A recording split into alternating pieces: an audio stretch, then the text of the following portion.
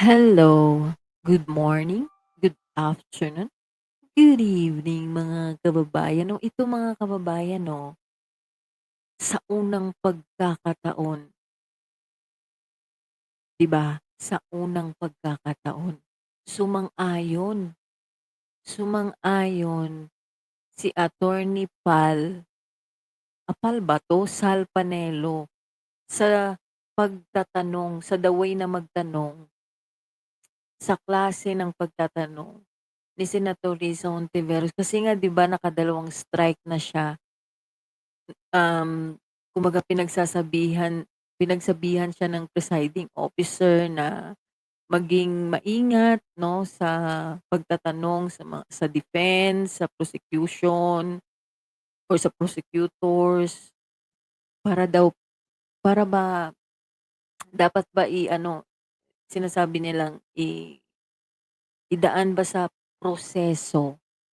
So, sabi ni Attorney Pal, tama daw yung pagtatanong ni Senator Risa Hontiveros at saka useless daw yung, pagko-cross-examine pa ng defense doon sa witness kasi nga hindi naman talaga itinanggi ni Vice President Sara Duterte yung video, ha. No need na kailangan pa ng witness na mag-authenticate kasi si Vice napanood na ng buong mundo, nabalita na sa buong mundo na siya naman talaga yung nagsasalita nun. So, pakinggan natin si Attorney Pal kung bakit sinasabi niya na walang saysay o useless na yung pagko-cross-examine ng defense doon sa witness. At saka kung bakit sinabi niya na tama yung pagtatanong ni Senator Risa Hontiveros, ha? Saan ba 'to sa SMNI? SMNI, pahiram ng video niyo. Attorney Pal, pasok.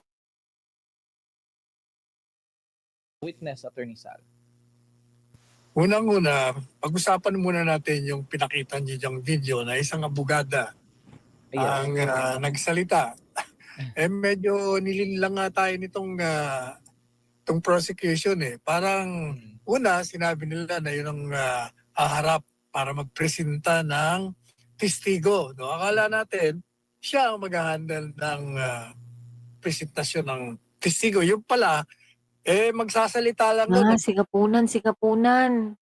Propaganda lang, babanatan lang si Inday Sara na dumating, ano ba, pupunta ba yan dito, gagawin daw nilang hostile witness. Yung pala nag-ano lang, hindi lamang nagpo-propaganda, gusto lang sigurong makita mukha niya sa telebisyon. Hindi naman pala siya. Ay, gusto ka binanatan pa si Attorney Kapunan. Oo nga naman 'no. Kasi nga nasa kay Vice President Sara na kung gusto niyang dumalo or hindi, 'di ba?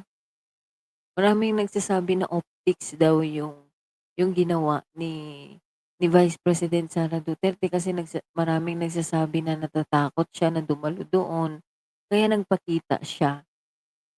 So, gano'n talaga Attorney Sal Panelo, 'di ba? Ikaw na nga nagsabi drama-drama itong ano na 'to, yung impeachment na 'to. Gano'n talaga gawin at gagawin nila yung mga bagay, magsasalita sila ng mga kung ano-ano mga, ah, sasabihin nila diyan para maging ano, alam mo yun, para maging katotohanan na yun nga sinasabi mo nga propaganda nga. Pasok na. Ang mag-handle ng presentasyon ng testigo. Now, pangalawa, kaugnay naman dun sa testigo. Alam po ninyo, mawalang galang na sa lahat. Ha? Sa aking palagay, parang nasayang ang 3 oras na panonood natin doon sa presentasyon ng testigo ng prosecution. Bakit kanyo? Ano ba ang testimonya nito? Ang testimonya lang naman ito, di umano, pinanood niya yung mga pahayag ni Inday Sara Mm. at in-authenticate niya kung ito nga ay tunay na lumabas at kung ano ang mga sinabi niya, yun din ang nakita niya doon sa Facebook, sa Meta, kung saan pa. Tapos nagpresenta ng mga affidavit na nandun sila nung panahon ng sinasabi ni Inday Sara yun.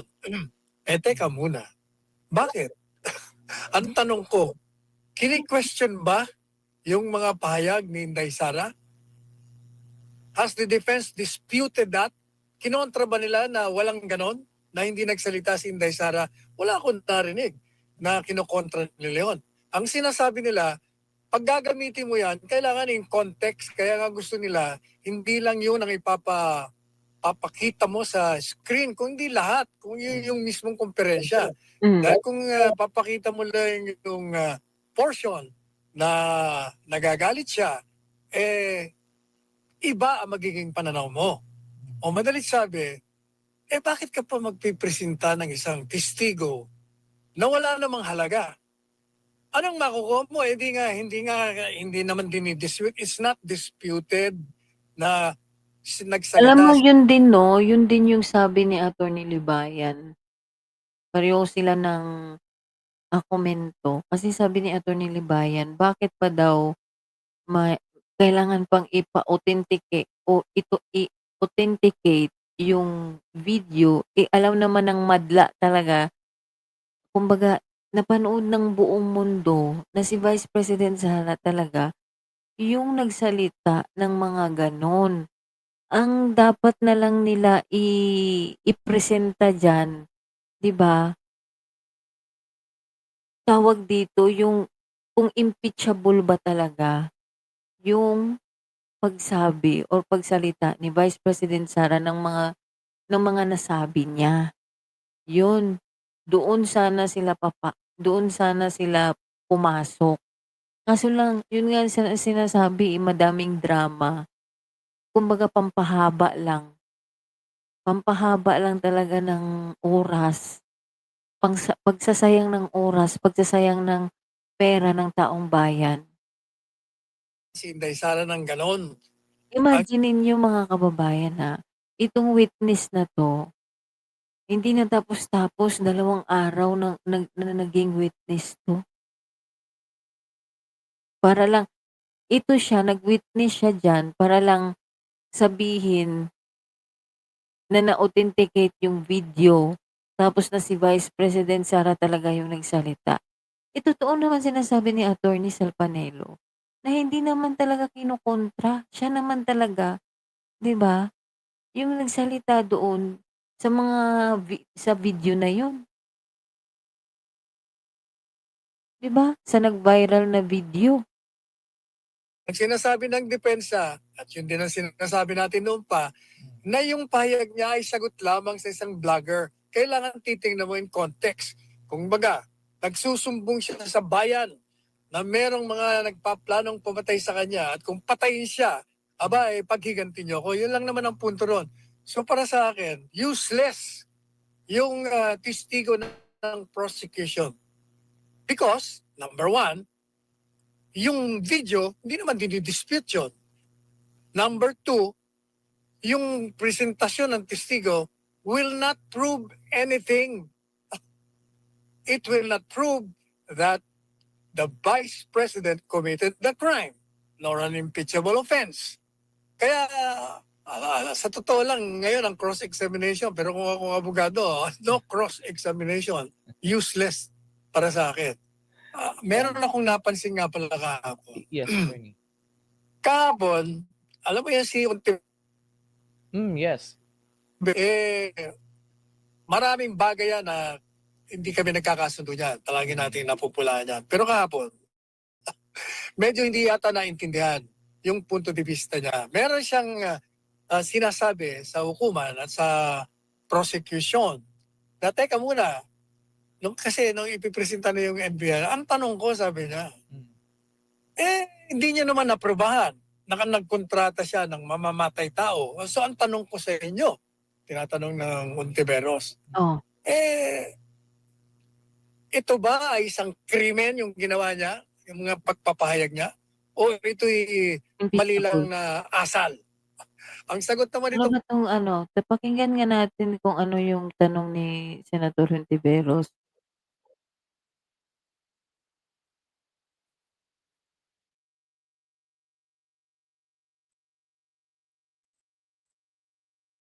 Hmm, yung mga sinabi, nito ni Vice President Sara wala pang mga ebidensya, 'di ba? Hindi pa napatunayan kumbaga, wala pang patunay. Oo, wala pang sa mga pinagsasabi daw ni Vice President Sara Duterte wala pa talagang, ebidensya o katibayan na nag-contract nga siya ng assassin daw.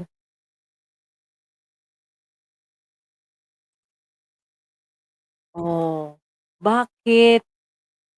Tanong niya dito, bakit ito yung mga gawi niya or mga sinabi niya is impeachable?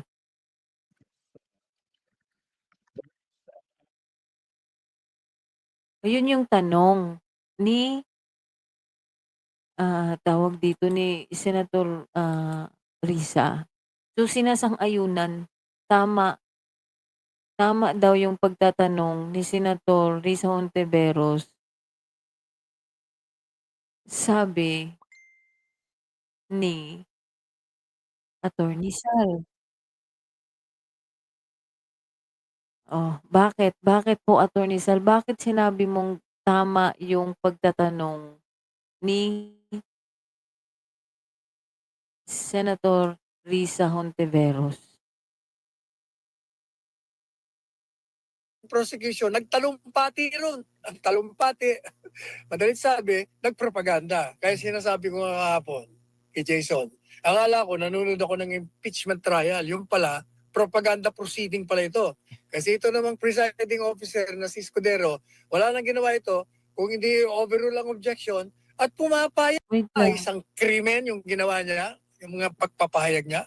O ito'y, teka muna, nung ipipresenta na yung NBI, ang tanong ko, sabi niya, Mm. hindi niya naman naprobahan. hmm, Nagkontrata siya ng mamamatay tao. So oh, ang tanong ko sa inyo, tinatanong ng Ontiveros, oh. eh, ito ba ay isang krimen yung ginawa niya, yung mga pagpapahayag niya?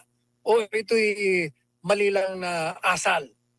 Ang sagot naman itong prosecution, nagtalumpati ron. Ang talumpati, madalit sabi, nagpropaganda Nag-closing na nga daw sabi ni ano, ni tawag dito, ni Senator Pia, closing statement na daw yun. Kaya nga kaya siya nagagalit Attorney Sal kasi nga, kailangan daw kumbaga kailangan nilang madinig pa kung ano yung mga sasabihin ng witness, kailangan daw idaan sa tamang proseso, gano'n yung sinabi niya.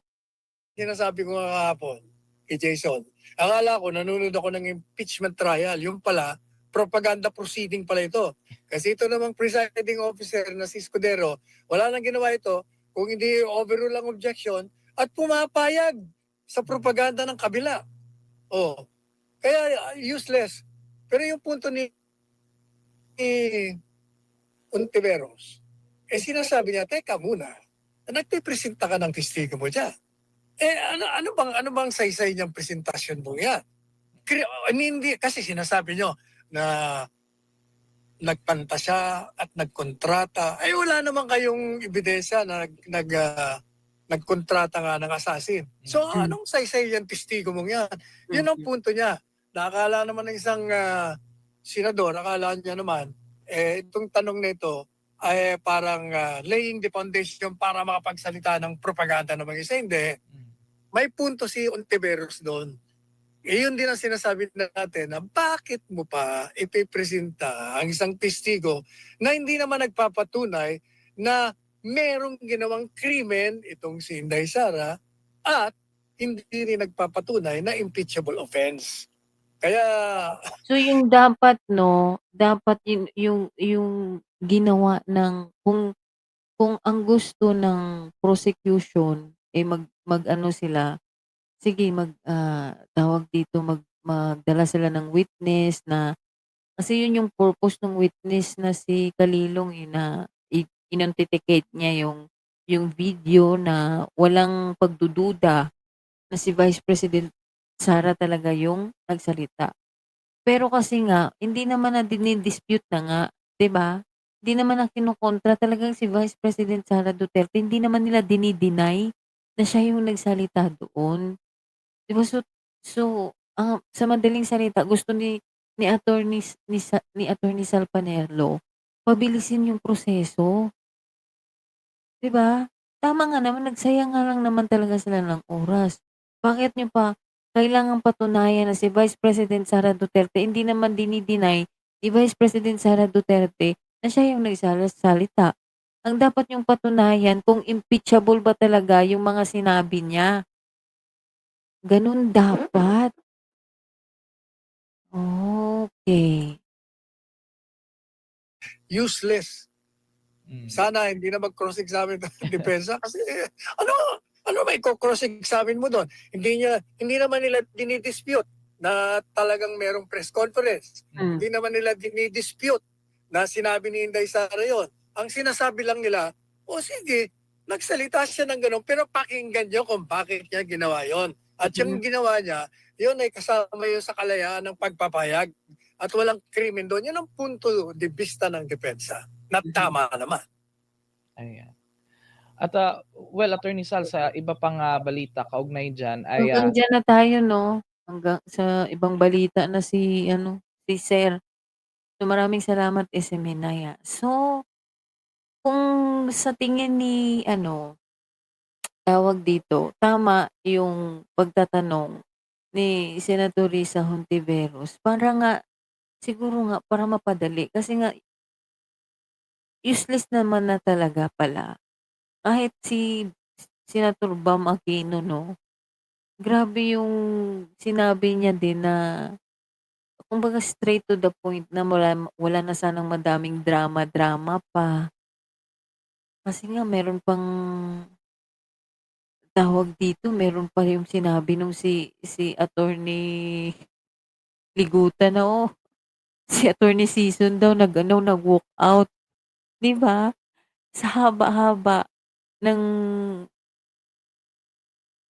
ilang oras ba yun yung witness na nakaupo doon? 2 araw siya na nasa witness stand, 'di ba? Para patunayan lang na si Vice President Sara Duterte nga yung nagsasalita, na hindi naman dini-deny ni Vice President Sara.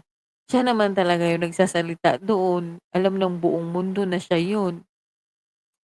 Ay naku, Attorney Pal siyempre dapat ano, minsan, tawag dito, um, kausapin mo din yung mga counsel, baka friends kayo ng mga counsel ni Vice President Sara Duterte, tapos mabigyan ninyo sila ng tip 'no, mag-guide mo sila kung anong gagawin, 'di ba? Tama nga naman 'no, para ano, para mapabilis yung ano, yung trial. Wala na kasi ito lang gusto nila sa totoo lang, tumagal ng tumagal yung impeachment na 'yan, lalong lalala yung kadramahan diyan nila sa ano, sa impeachment na 'yan sa totoo lang. So, ang ano na lang diyan pagdesisyonan niyo na, 'no? Magdesisyon na kayo. Kailangan na given na ano na, tawag dito, wala ng ano, hindi na dini-deny ni Vice President Sara Duterte, siya talaga yung nagsabi nun. So, ang gagawin na lang, mag-ano sila, magpakita sila ng ebidensya na talaga bang nagkontrata or na kumbaga may kinausap na siyang tao para gumawa nung kung ano man yung mga sinabi niya doon sa press briefing na yun, 'di ba?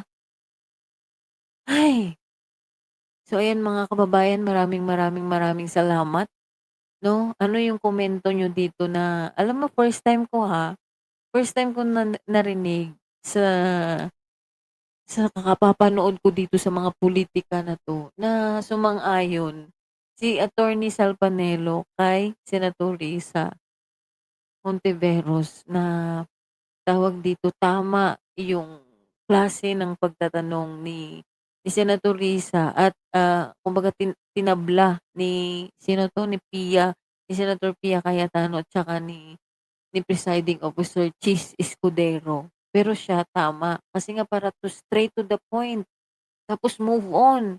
Do'n na tayo sa ano, sa ebidensya niyo na meron na talaga, 'wag na natin pag-usapan, yung ano na 'yan, yung video na 'yan, 'di ba? Si Vice President Sara na, move on na tayo.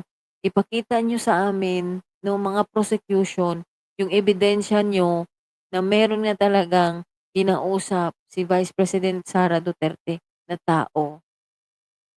Gano'n lang. Yung tao na yon 'no, para anuhin nga yung mag-asawang si First Lady tsaka si President, Bongbong Marcos tsaka si Speaker. Yun na yung patunayan niyo. Nagsayang nga talaga kayo ng oras diyan. So ayan mga kababayan, anong masasabi niyo dito sa naging, komento ni, ah, Attorney Sal Panelo sa impeachment sa ano na 'yan, Senate fl Senate Flex, diyan sa impeachment trial laban kay Vice President Sara Duterte. So, comment niyo na po kung anong masasabi niyo dito sa mga sinasabi ni Attorney Sal na useless nga yung naging, cross-examination ng defense doon sa witness. So ayan, maraming salamat. God bless sa lahat.